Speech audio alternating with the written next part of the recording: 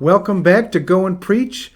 Come along with us as we jump right in where we left off last time and continue on the same subject. A slight change in any one of these following factors would make life absolutely impossible. These are known as the anthropic principles. Okay, so there's a number of them.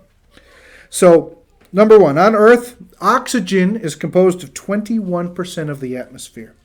If oxygen was 25%, that's only 4% different, then fire would spontaneously break out and everything would be destroyed.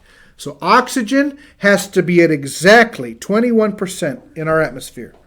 If oxygen levels were only 15%, then human beings would suffocate and we could not survive on this planet. The second one we want to talk about is carbon dioxide levels.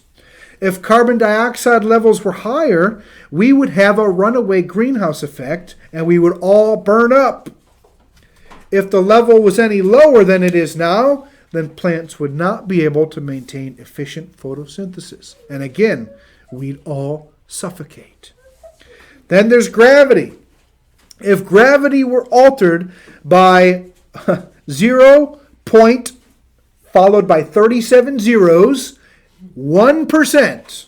Okay, that's 37 zeros and then a 1%, and that's to the right side of a decimal point. Okay, that's extremely small. But if gravity was altered by that much, our sun would not exist, and neither would we. So let's put it another way.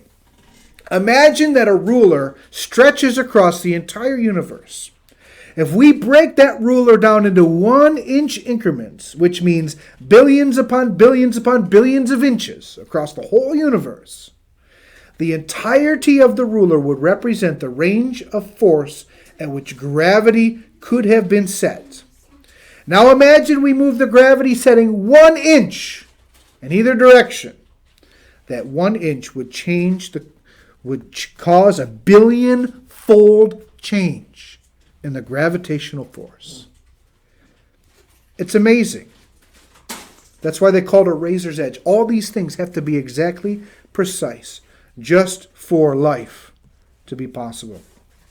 Robin Collins has a PhD. He says of this fine-tuning that of all the possible settings in the ruler from one side of the universe to the other, gravity happens to be situated in the exact right fraction of an inch to make our universe capable of sustaining life. Another part of this razor's edge is what we call the cosmological constant, the expansion rate of the universe. Our universe is expanding at a very precise rate. If that rate was any faster than what it's currently going, the galaxies, the stars, and the planets could not have been formed. They wouldn't be there. If that rate was any slower, the gravitational pull would have caused all of the matter that was forming to collapse back on itself, and no life could have existed. Again, it's called fine-tuning. Fine-tuning. So our planet, or any planet, has to have, now I've only listed 5 or 6, but our planet has to have 122 of these anthropic principles. They have to be exactly precise in order for life to be sustained on this planet. The probability of that happening by random chance has been calculated, okay, by a mathematician, an astrophysicist by the name of Hugh Ross. The chance is 1 in 10 to the 138th power. That is 1 chance followed by 138 zeros for that to happen. To put that in perspective, there are only 10 to the 70th number of atoms in the entire universe. I don't know if you're grasping that, but the chances of all these 122 things happening by random chances, be able to sustain life, all these different things have to happen. The random chance of that happening would far exceed the number of atoms in the entire universe. Now, just so you have an understanding how many atoms there are, there's this thing called the Avogadro's constant. You've heard of the Avogadro's constant, but in one tiny mole of oxygen, okay, one tiny mole of oxygen, one little molecule of oxygen. So just to give you an idea of what that means, this idea of the number of atoms in the universe.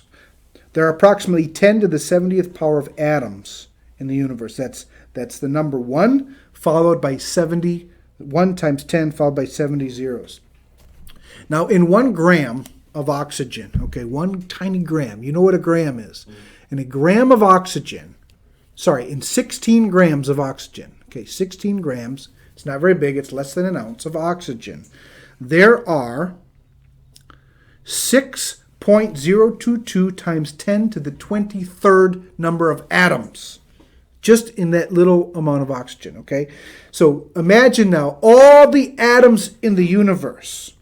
The mathematical probability that 122 of these anthropic principles that need to be just perfect for life to be sustained is even far greater, more than double, the amount of atoms that there are in the entire universe. Okay? In other words, it's ridiculous, absolutely ridiculous to think that all of this could have happened by chance, by an accident. So we are going to stop right there today. I want you to ponder these things. I want you to think about how God, like people make it think that faith and science disagree with each other, but that's not true. That's not true. In fact, when you see all these things that I am presenting to you today, the idea that all of this stuff could have happened by random acts of chance, or that evolution could have come, or any of this stuff, it really is ridiculous.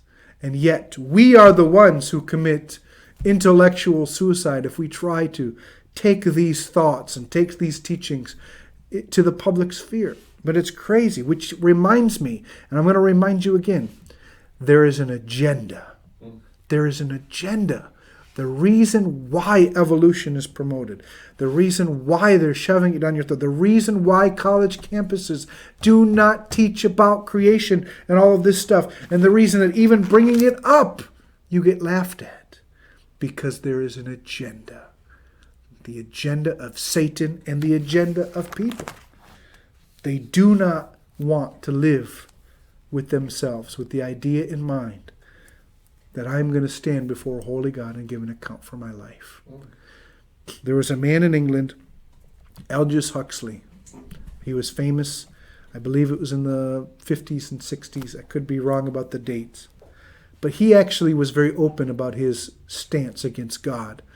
And he very openly testified that he was very open to receive evolution because it made him comfortable in the lifestyle that he had chosen. Because to admit that there is a God would mean that one would have to change their immoral lifestyle. And that is really the crux of the issue, whether people want to admit it or not. God bless you. Come on back next time right here on Go and Preach.